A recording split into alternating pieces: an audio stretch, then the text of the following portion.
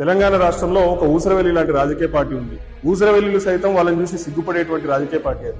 ఆ రాజకీయ పార్టీ పేరే ఎంఐఎం. దాని నాయకులు ఇద్దరు అన్నదమ్ములు, అక్బరుద్దీన్ ఓవైసీ, అసదుద్దీన్ ఓవైసీ. आरएसएस का टिल्लू है, मैं उसको आज से नया नाम देता हूँ, आरएसएस का टिल्लू।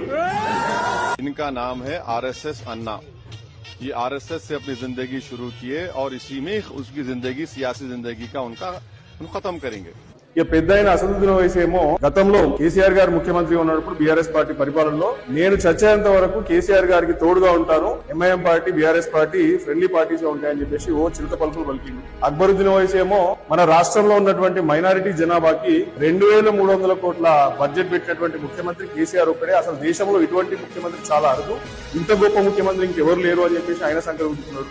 తీరా ఇలా బీఆర్ఎస్ పార్టీ అధికారంగా కోల్పోయి అపోజిషన్ లో కూర్చొని చిన్న బై ఎలక్షన్ వచ్చింది, ఒకటే బై ఎలక్షన్ అది. దీనివల్ల ఇలా అధికారం బీఆర్ఎస్ కైవసం చేసుకోదు, లేకపోతే కాంగ్రెస్ పార్టీ అధికారం పోదు. ఒక్క బై ఎలక్షన్ తోని ఆయనతో వీళ్ళు ఫ్లేట్ ఫిరాయించారు, పోయి కాంగ్రెస్ సంకనెక్కిరు. ఏమంటే నిన్న అసదుద్దీన్ ఓవైసీ మేము జూబ్లీ హిల్స్ బై ఎలక్షన్ అభ్యర్థి అయినటువంటి నవీన్ యాదవ్ కి సపోర్ట్ చేస్తున్నాము, ఎందుకంటే బీఆర్ఎస్ ఓటింగ్ షేర్ అసెంబ్లీ నుంచి వెళ్ళి పార్లమెంట్ కి పడిపోయింది, అది బీజేపీకి బదిలీ అయింది, కాబట్టి వీళ్ళిద్దరు ఒకటే అని చెప్పేసి తలా తోక లేనటువంటి ఒక వాదన ఇచ్చి ప్రేలాపనలు అంటారు దీన్ని. అసదుద్దీన్ ఓవైసీకి మన రాత్రిపూట ఏమైనా కలవడ్డదా నాకు అర్థం కాదు. నిద్రలో నీకు ఏం తెలుసా నాకు అర్థం కాదు. కేసీఆర్ గారి గురించి కానీ బీజేపీ పార్టీ కేసీఆర్ కలుస్తారని నీకు ఎందుకు కలవట్లేదు నాకు అర్థమవుతుంది. నిన్నాక మొన్నటిదాకా మరి అదే సంఖ్యలో కూర్చున్నావు కదా నువ్వు కూడా. కేసీఆర్ గారిని ప్రతి స్టేజ్ మీద పోయినావు నువ్వు. ఇలా నీకు అదే కేసీఆర్ గారు మంచిగా కనిపిస్తలేదు ఎందుకు మరి అంటే రేవంత్ రెడ్డి హైడ్రా ఏదైతే ఉందో నువ్వు కట్టించినటువంటి చంద్రయాన్ గుట్టలో స్కూల్ మీదకి పోవద్దు, నీ ముస్లిం ఏరియాస్ లో ఉన్నటువంటి నీ బంగ్లాల మీదకి పోవద్దు, నీ ఏరియాకి అసలు హైడ్రా మిషన్లు రావద్దు. అది రావద్దు అని అంటే ఈ ముఖ్యమంత్రి నిలబెట్టినటువంటి క్యాండిడేట్ కి నువ్వు సపోర్ట్ చేయాలి. నీకు సిగ్గుందా అసలు నాకు అర్థం కాదు. ఇంత దరిద్రమా, ఇంత భావదరిద్రమా?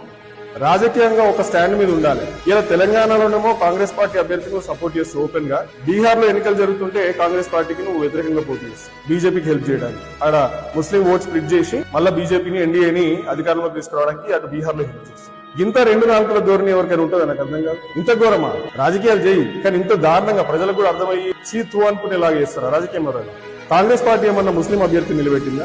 మొన్నటి జనరల్ ఎలక్షన్స్ లో 2023లో మైనారిటీ అభ్యర్థి అయినటువంటి మొహమ్మద్ అజరుద్దీన్ టికెట్ ఇచ్చింది.